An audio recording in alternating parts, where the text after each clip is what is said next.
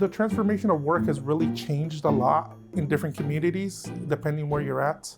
And you have to look at it as we don't want to race to the bottom.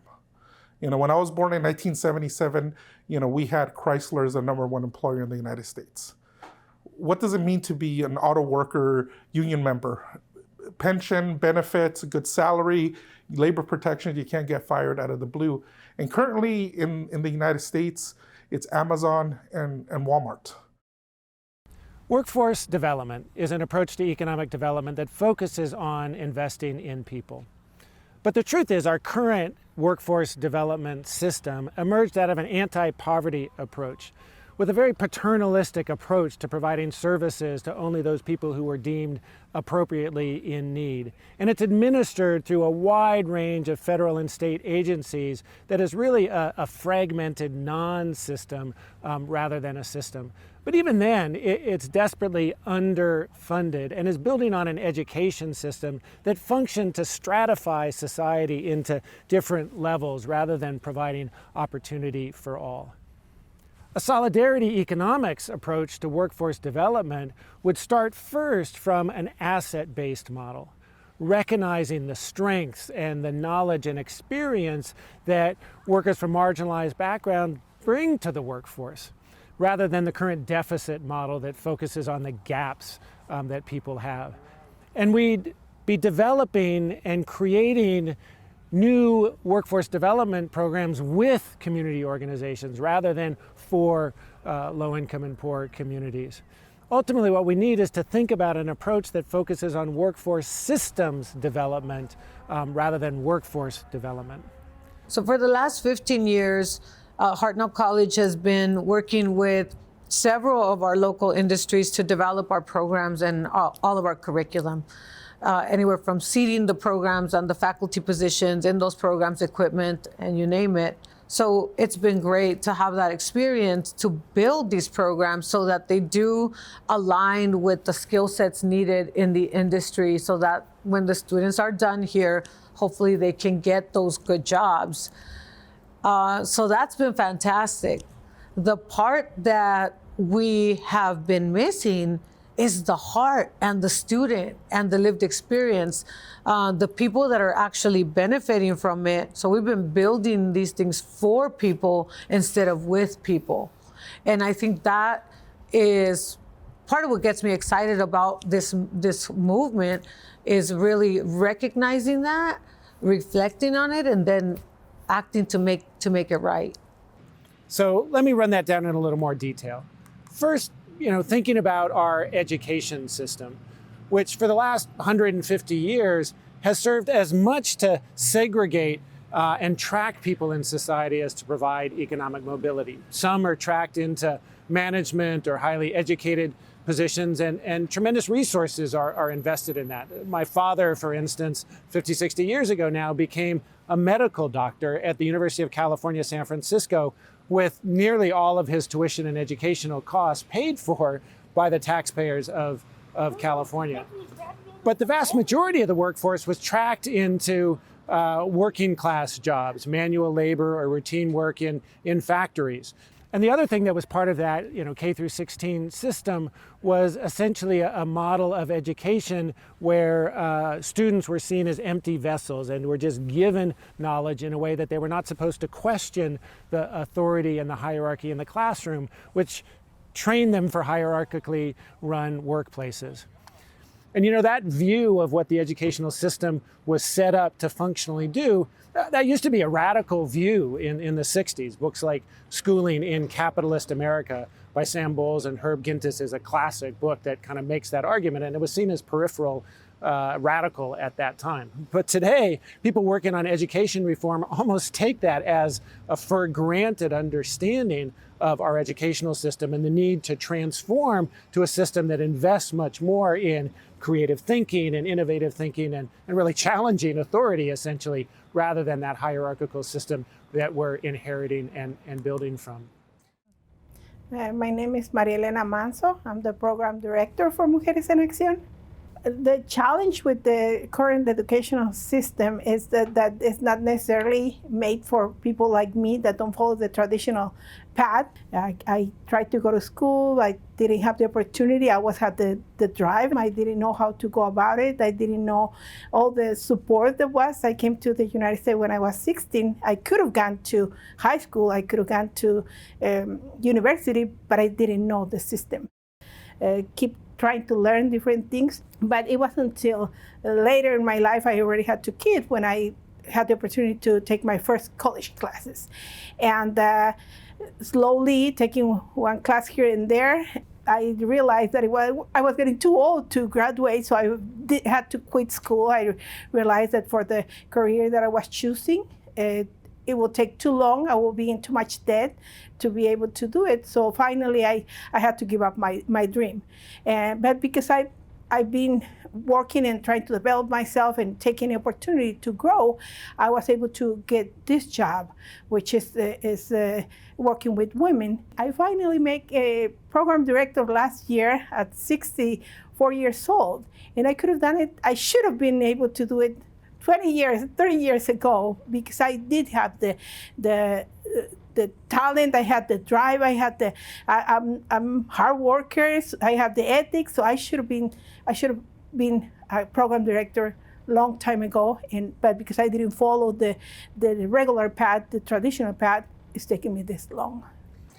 And the workforce development system actually built as a second chance system on top of that education system, focused on a deficit model that tried to provide a second chance opportunity for those in poverty or displaced in our current economy. And the so-called system that developed in that context from federal funding and some state resources is tremendously fragmented. It gets administered through half a dozen or more different agencies, from the Department of Labor through Health and Human Services, towards education, and even corrections and rehabilitation departments. Yeah, the problems with our current fragmented system is that nobody talks to each other.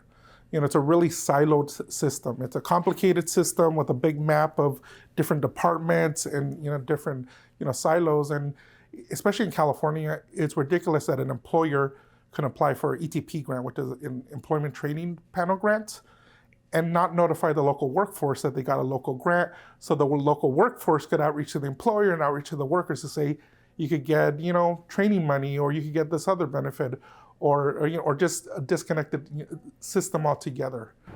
How do you deal with the reality of a system that is outmoded, not developed with the needs or interests of your community members in mind, and that's not at all going to be helpful as you imagine economic development for the future that can create prosperity?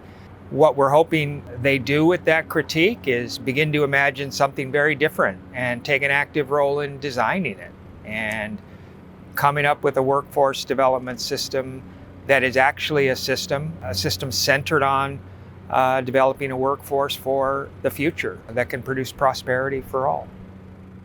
And even in that context of a so-called system that's really hard to navigate and figure out how you get resources, we tremendously underfund adult education.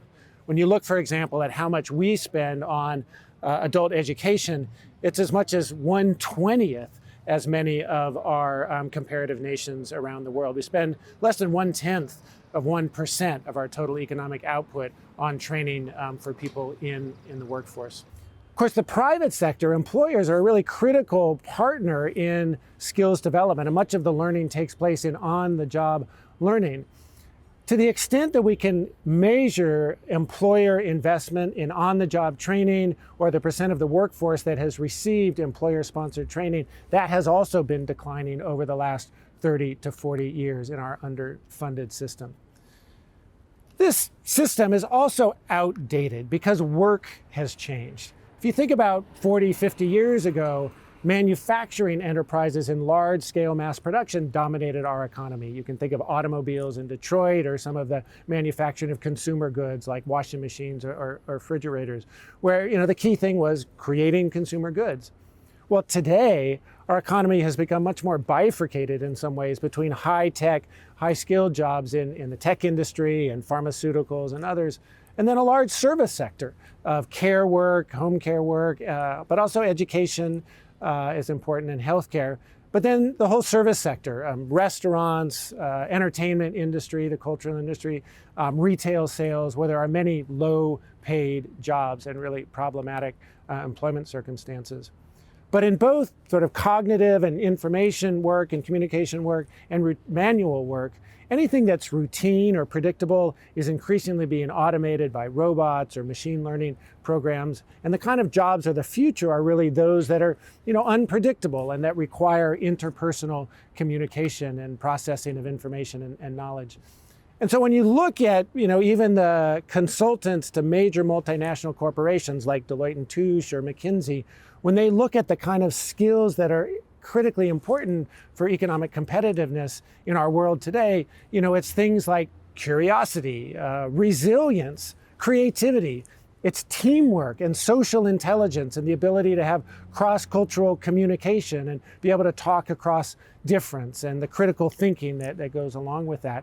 And it's so important to recognize that many of those communities and populations that are marginalized from the core sectors of our economy at the moment are in fact the places where people have developed those skills of resilience and empathy and communication and figuring out how to navigate through power and systems of privilege that are designed to keep people out. And so it's that, quote, outsider talent that is so important to reboot our economy and repair our social systems. It's so imperative that educational institutions and corporations open their eyes to all the talent they cannot see. Yeah, I was lucky that somebody saw something in me and gave me the opportunity. But my experience with the community health workers, the project, is that if you invest in the community, we were able to hire in Monterey County over 100 community health workers to address COVID.